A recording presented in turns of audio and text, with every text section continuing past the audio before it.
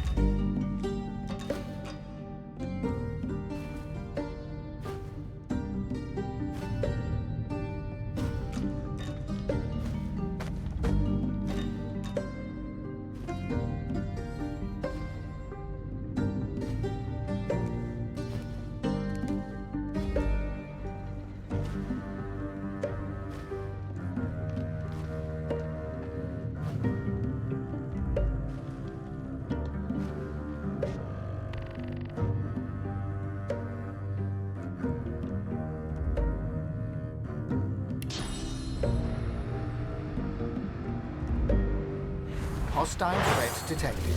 Executing operator extirpation in 3,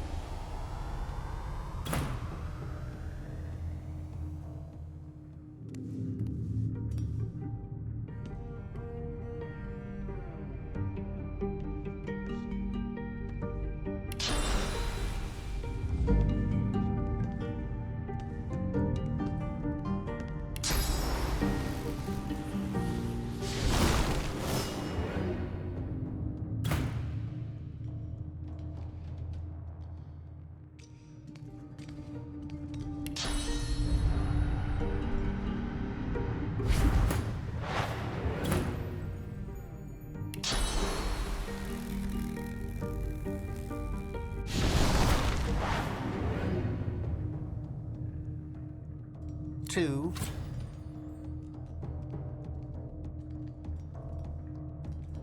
0. Threat detected. Executing system extirpation.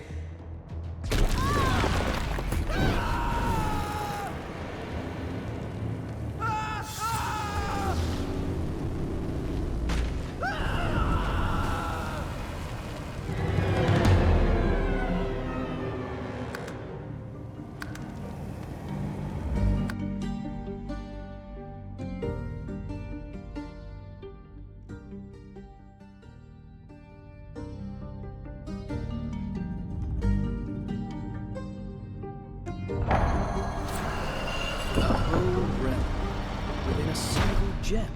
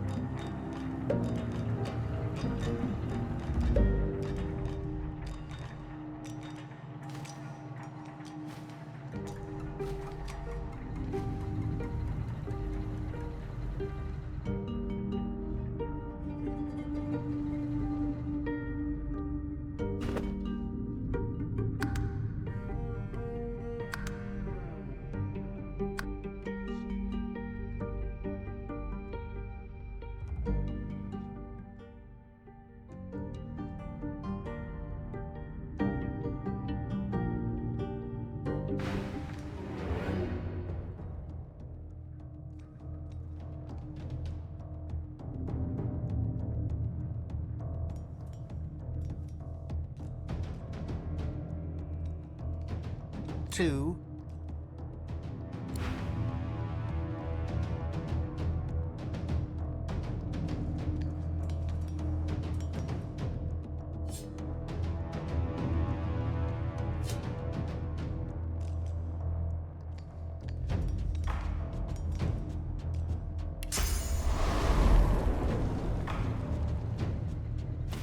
extirpation aborted. Returning to primary task. On touching the glowing ball of light, text appears before your eyes.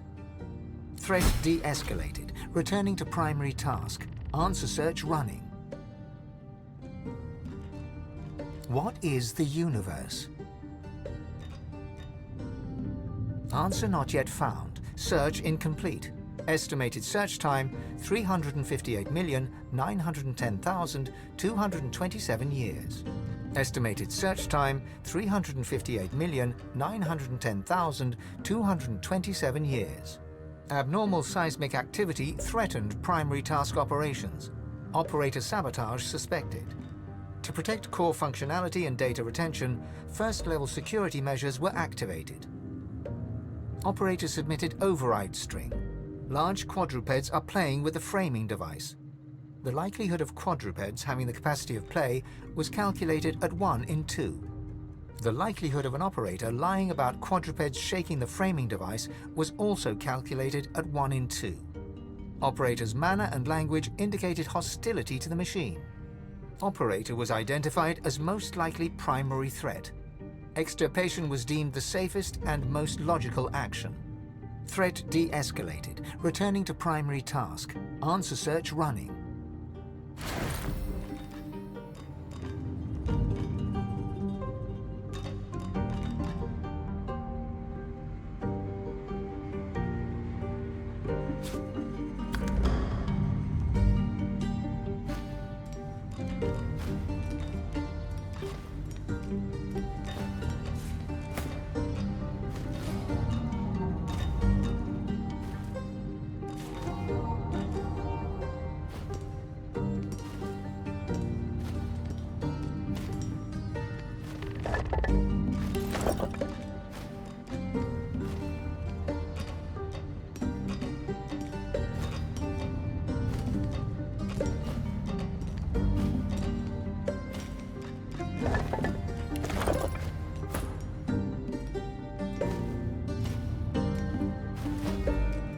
Out to touch the altar.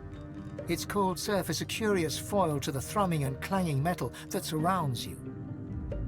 Your vision clouds, your head swims, and when the fog clears, you are still standing in the imp temple. You look around in confusion. This doesn't seem... There's a cough behind you.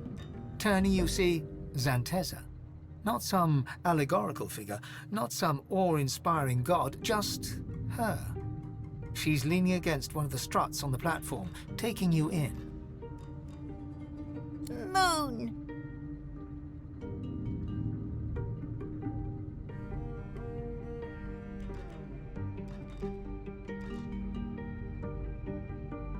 I admit, it's hard to crack a joke these days. After all, what could be funnier than gods cowering inside their subjects? Well, I do have one idea. She leans in, her eyes sparkling. I have a proposition for you. I'll reveal if I'm telling the truth, but only if you disown your god. Deep within, you can feel your god stirring, hissing like a snake. Oh, make no mistake. I'm not asking you to support me at the wellspring, just not to be beholden to him. To think for yourself, to make choices that you think are right, not what some half-dead god demands.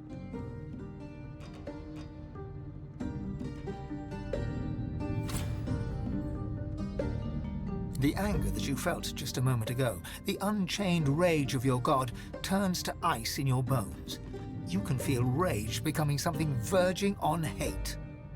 The quiet inner voice that you have almost gotten used to is silenced, and you feel your god withdrawing, retreating, locking itself away somewhere you cannot reach. Thank you! I haven't laughed like that in many centuries. Her form melts away to smoke, leaving nothing but a platform bathed in light from a huge, bright moon.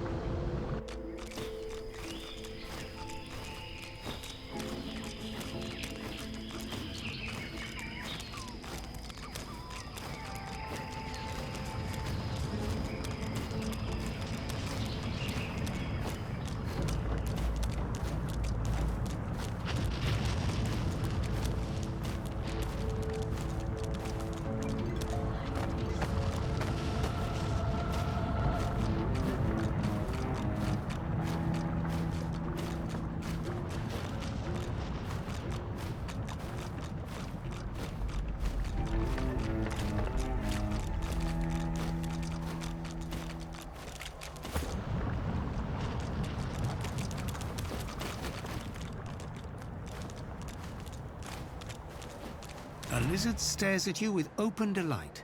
I welcome you. Do not hesitate. The ritual is prepared. It is where the world join the master at the temple of the false.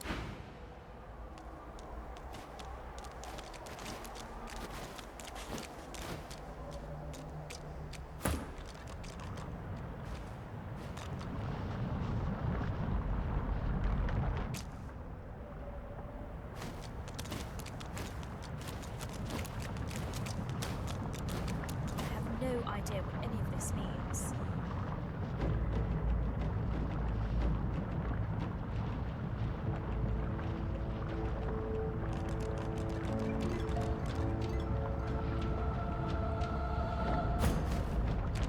Reading of the wonders of Zolstissa, it's clear where her people get their feelings of supremacy from.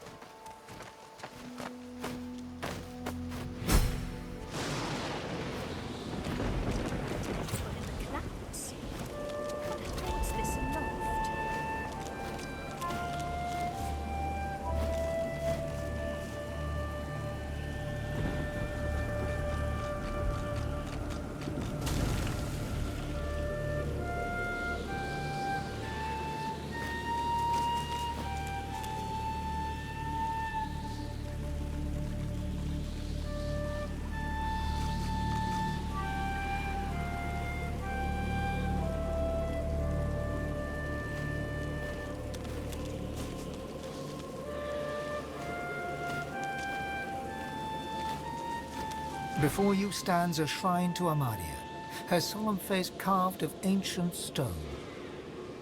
This statue of Amadi seems ancient. Moss blooms from cracks all over the stone, and tears of rain stream from her eyes. A hollow space marks the center of her creased brow. You feel a presence awaken within the stone. An ancient awareness reaches out to you, swirling through every cell of your body and every mote of your soul. A light breeze dances at your heels. You feel yourself becoming lighter and lighter until you are borne aloft and floating above the ground. Then the awareness recedes from you, ebbing back like a tide until you are left completely alone. Alone with your thoughts, alone with the blessing Amadi left you with. Before you stands a shrine to Amadi. You remember that the statue of Amadi in the hollow marshes healed you. But no words from you can rouse this one to response. Whatever powers the gods once had has weakened indeed.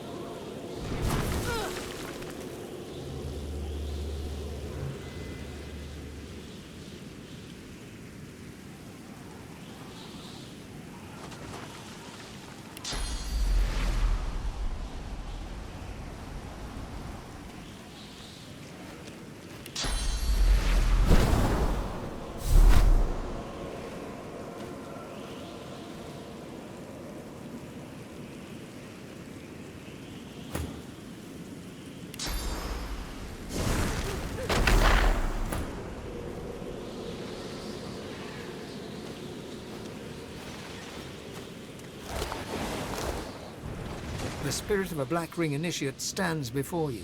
He seems to be smouldering. Spectral ash and smoke drift away from him. He sighs at his incinerated mortal remains. Perhaps my sacrifice will be enough.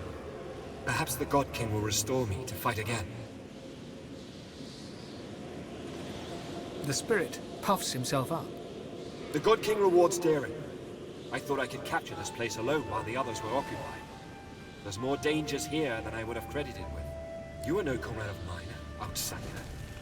You can go see for yourself and die in the attempt.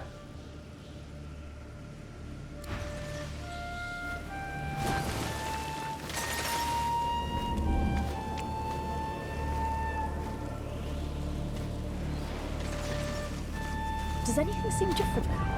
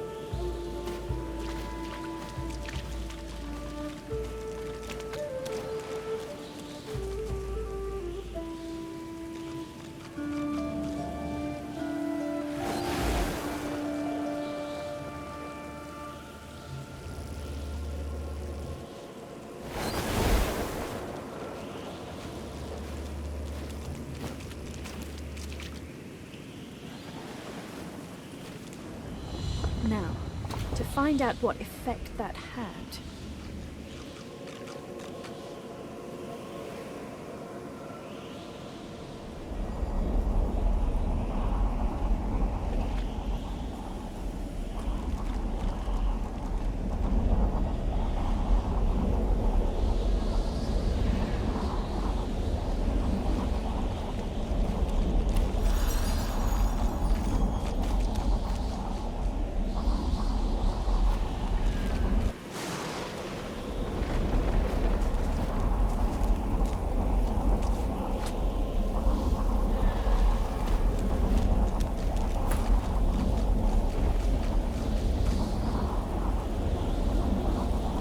Amadi truly is the mother of all magic, the patron of all who use Source.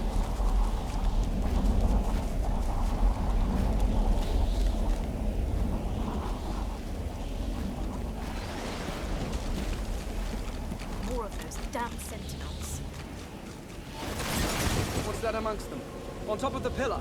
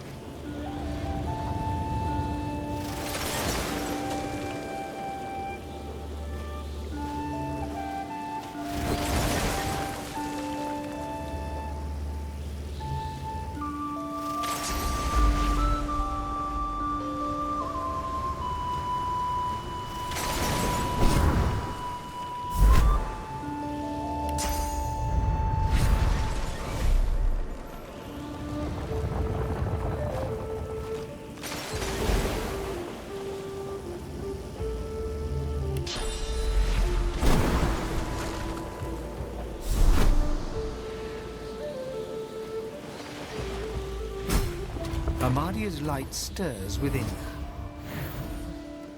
You are not of the Black Ring, and yet you are undead. But I sent...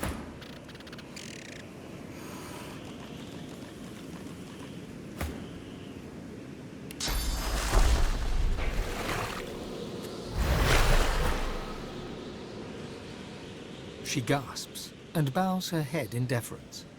Forgive me. Please, I hold this boon.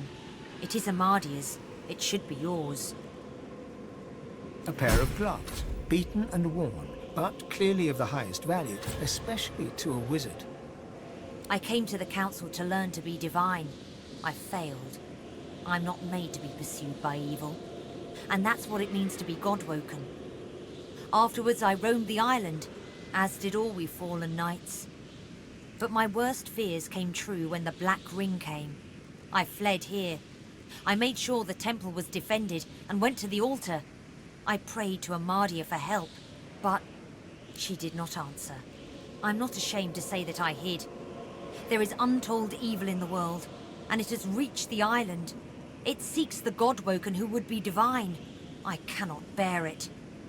Go? There is no go. I belong here. I was God-woken, but for all the evil in the world, I would not be divine. I did not search the world for the others of our kind. My place is here. Yours is inside the mountain. Amadi's altar is at the highest point. Climb to the sky and you may find it. Shall you replace the lady, or shall you take her to the council? Then you must do it now, without fear or hesitation. Time is running short, and know this.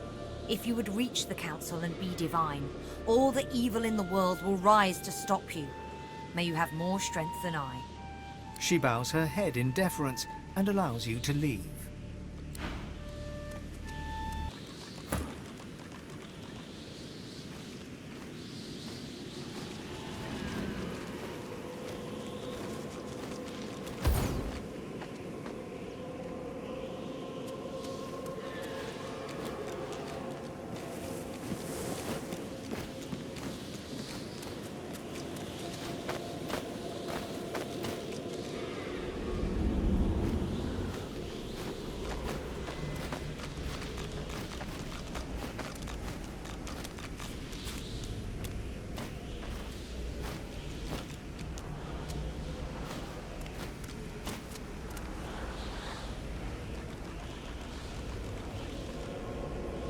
A bird flits in the background as you approach the altar.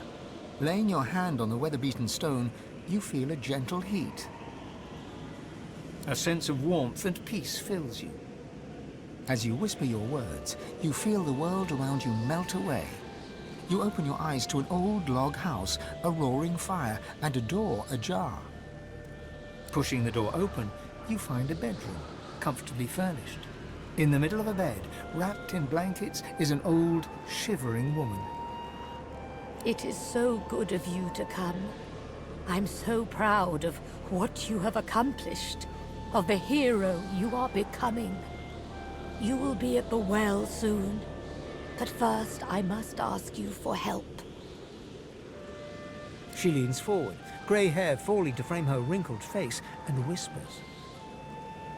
I am so hungry. I need to feed.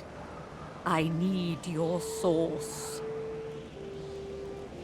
The woman takes you in her arms, pulling you close in a warm, soft embrace. You almost can't help relaxing as her warmth spreads through you. You're still breathing in her scent, the smell of home, when you feel her claws. They press into your back, tearing cloth, breaking skin, pushing deep into muscle.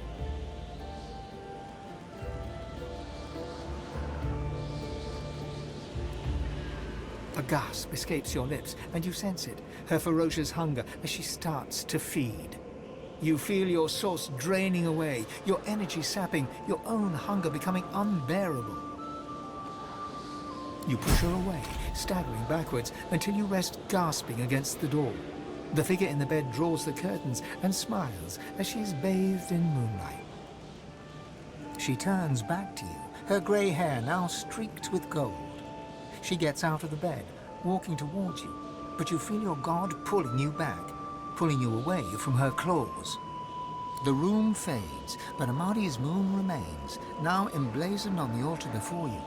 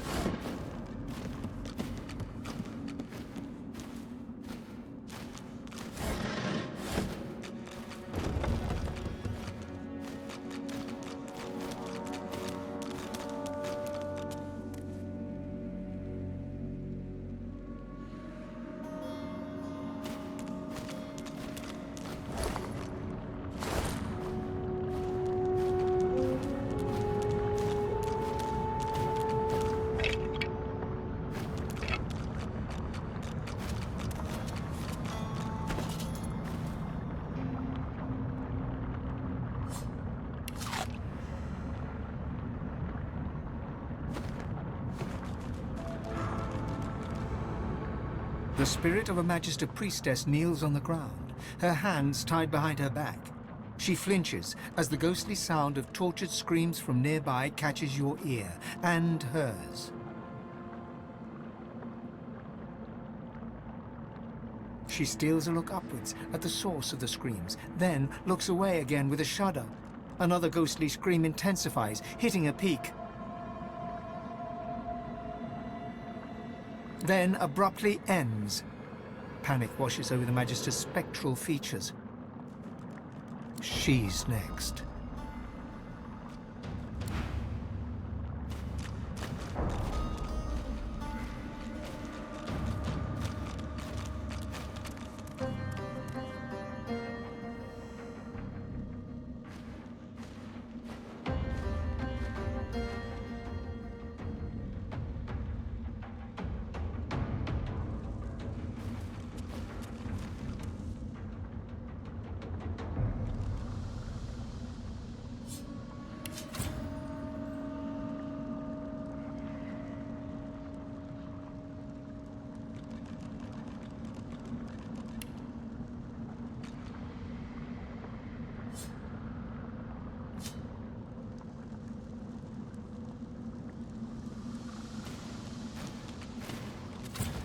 You behold the face of a nightmare. Soul sickness incarnate, the rotten flesh of the world's most shameful desires, an all-knowing affliction. The God King's pallid envoy, walking the world as the Sallow Man. You feel him in your head, scrabbling for purchase amongst your thoughts, looking for a way in, his madness and his anger and his hate banging on the door of your mind. Atrabalik! You try to speak or move, but you are no longer in control. The demon has overtaken you. He speaks with your lips. Your voice is his voice. Hello again. You're looking even worse than usual, I must say. Nice to see you found something useful to do at the head of this ragtag bunch of degenerates. Die! Not today, I'm afraid. You see, I've got quite a powerful ally. Godwoken, in fact. Kill! With pleasure.